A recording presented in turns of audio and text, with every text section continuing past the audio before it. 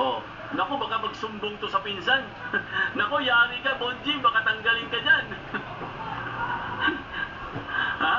Eh no, umani ng matinding atensyon ang pahayag ni dating House Speaker later First District Representative Martin Romualdez matapos niyang iginiit na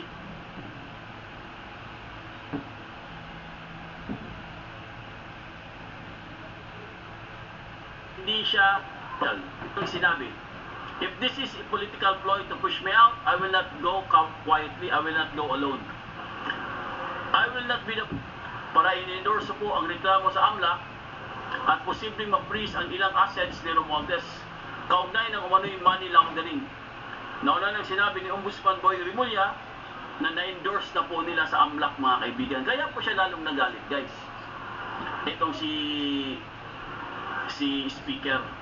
Kaya sobrang galit niya.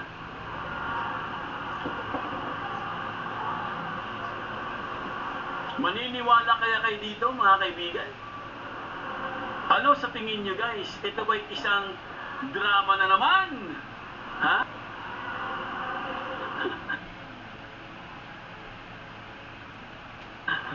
Ano? Sir Pudi, kantahin mo now on this, the end is near?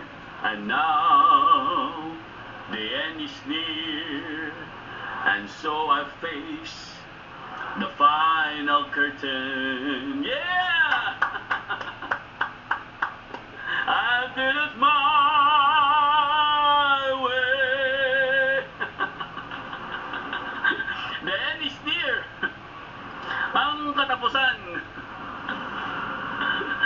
Ay, nako. Grabe po ito, mga kaibigan. Matindi po ito, guys. Ito po, pakinggan po natin si pakinggan po natin si Speaker, mga kaibigan. Ang kanyang pahayag po dito. I-play lang po natin, ha. Wait lang po. Ito na po ang kanyang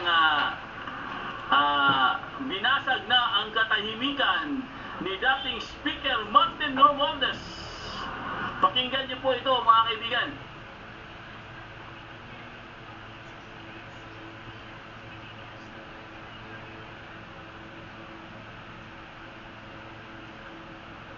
Magandang araw sa inyong lahat. For a long time, I chose to remain silent. I did so out of respect for the legal process. I did so because I did not want more noise to an already divisive issue. I did so believe that if I cooperated fully, submitted myself to the proper authorities, and answered every question asked of me, the truth would eventually speak for itself. But there comes a point when silence is no longer prudence. My silence has been abused and weaponized to build a narrative that is false, twisted, and unfair. So let me be clear. I will not keep quiet anymore. I will face this head on, and I will speak with facts because the truth deserves to be heard. Today, I am taking this opportunity to speak directly to the Filipino people. From the start of this controversy, I have been cooperative. I personally appeared before the proper authorities. I voluntarily submitted my affidavit to the ICI. I provided the information and documents asked of me. I did not hide, I did not run. I did not evade scrutiny. I faced it head on within the proper channel because I know there is no evidence that proves I committed plunder, conspiracy to commit plunder, or any similar offense that the Ombudsman may be contemplating against me. And because I have nothing to hide, I am today authorizing the immediate public release of the affidavit I submitted, together with all supporting information, so that the Filipino people can judge for themselves who has been transparent and who is simply being politically targeted. Let us address the most accusation of all. I am supposedly the mastermind of this corruption scheme. How can I be the mastermind? I was the former Speaker of the House of Representatives, but the House of Representatives is only one part of the branch of government, the legislature. The national budget is not conceived, executed, implemented, bidded out, supervised, and completed by one congressman or even by Congress alone, and certainly not by the Speaker of the House. I want to make this simple and clear. The national budget does not depend. Agencies and departments prepare their proposals. The executive consolidates them into the National Expenditure Program. and that program is then submitted to Congress. From there, the House deliberates, but the House is not one person, and it is certainly not the Speaker alone. It is a collegial body made up of hundreds of members, multiple committees, vice chairs, and institutional processes. In fact, there are around 85 committees, each with its own jurisdiction, leadership, and members. No speaker can personally control every committee, much less direct the actions of other branches or government agencies. And in the Appropriations Committee itself, there are already more than 100 members, with many vice chairs, and Representative Ko, who has been very vocal and upfront on this issue over the past months, was himself a vice chair of the Appropriations Committee in the previous Congress. So I have to ask, if there were real concerns about irregularities in the budget process, why were these not formally raised during the deliberations, or even during the plenary? The budget deliberation does not stop in the House. The Senate also conducts its own deliberations, reviews its own version, and plays its own role in shaping the final budget, and it is not a bystander. It is an active constitutional participant in this process. After that, the House and the Senate reconcile their versions in the bicameral conference committee. Only then is the final bill transmitted to the President for approval or veto. So let us be honest about what becomes law. The national budget is not the act of one person or one chamber. It is the product of a constitutional chain involving the executive, the House, and the Senate. This is something I want the public to understand. The budget process is collective, multi-layered, and shared.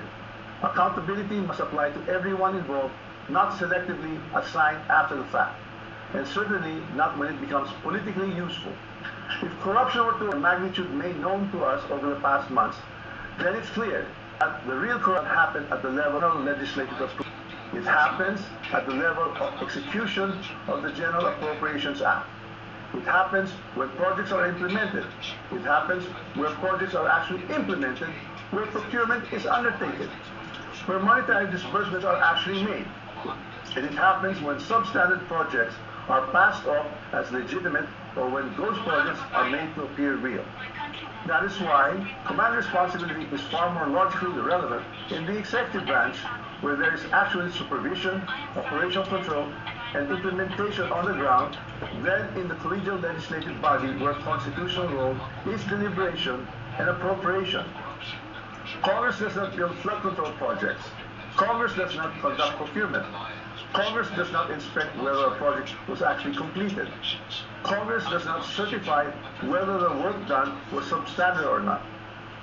So if the allegation is that there was a systemic corruption in flood control implementation, then the public should ask the obvious question: where does implementation actually happen? Definitely not in the session hall of the House of Representatives. Here's the simplest way to test that theory that I am the mastermind of this scheme. If I were truly involved in a fraudulent scheme of this nature, then the one would expect to see that pattern would be in my own district. In the projects most easily, you would have seen it in Tacloban. But I say this with absolute certainty: you won't see it in my district. My district has 0 ghost and 0 substandard flood control projects. 0. And that is verifiable. To prove this point, I'm authorizing my staff to share and release to the public the list of all the projects in my district that the authorities may deem attributable to me. Let the public scrutinize and verify for themselves. As I already mentioned, corruption of this scale is not a one-man operation. It requires 2 things: budget decisions and implementation on the ground. With respect to how the budget was deliberated in Congress, let me say this categorically: I was not a part of the BICAM and the small committee budget deliberations. Yes, I was updated on the general outcomes of the deliberations, but I had no visibility with regard to the specific details of the discussion.